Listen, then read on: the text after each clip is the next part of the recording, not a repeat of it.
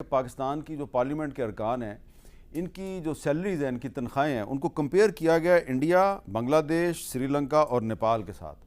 تو اس میں اگر آپ دیکھیں بڑی انٹرسٹنگ چیز ہے کہ نیپال کی جو پر کیپٹا انکم ہے وہ $1536 ہے، اور نیپال کے جو ممبر ہیں پارلیمنٹ کے ان کی جو تنخواہ ہے وہ ماہانہ $600 بنتی ہے۔ پر کیپٹا انکم 1536 اور تنخواہ ہے $600۔ سری لنکا والوں کی جو پر کیپٹا انکم ہے وہ $5000 کے قریب ہے اور تنخواہ جو ہے وہ $1100 ہے۔ بنگلہ دیش کی جو پر کیپٹا انکم ہے وہ $2557 ہے اور تنخواہ جو ہے ان کے ارکان پارلیمنٹ کی $1400 ہے۔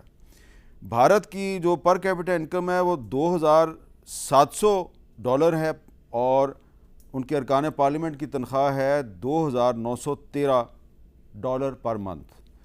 پاکستان کی جو پر کیپٹا انکم ہے وہ $1595 ہے اور ارکان پارلیمنٹ کی جو تنخواہ ہے وہ $3530 پر منتھ ہے، ساؤتھ ایشیا میں سب سے زیادہ۔ تو میرا سوال یہ ہے شفقت صاحب آپ سے کہ میں نے ویسے خود ذاتی طور پہ بھی جب پچھلے سال تنخواہ بڑھ رہی تھی تو میں نے تو ذاتی طور پہ اس کی حمایت کی تھی کہ آپ لوگوں کی تنخواہ بڑھنی چاہیے، لیکن یہ اعداد و شمار دیکھ کر تو میں تھوڑا پریشان ہو گیا ہوں کہ نیپال کی پر کیپٹا انکم اور پاکستان کی پر کیپٹا انکم برابر ہے، لیکن نیپال کے ارکان پارلیمنٹ کی تنخواہ $600 پر منتھ اور آپ کی $3500 پر منتھ۔ یہ جسٹیفائڈ ہے؟ دیکھیے، میں تو صرف اتنی بات کرتا ہوں کہ دو چیزیں ہیں، یا تو تنخواہ نہ ہو، کوئی نہ لے تنخواہ، ٹھیک ہے، یہ ضروری بھی نہیں ہے۔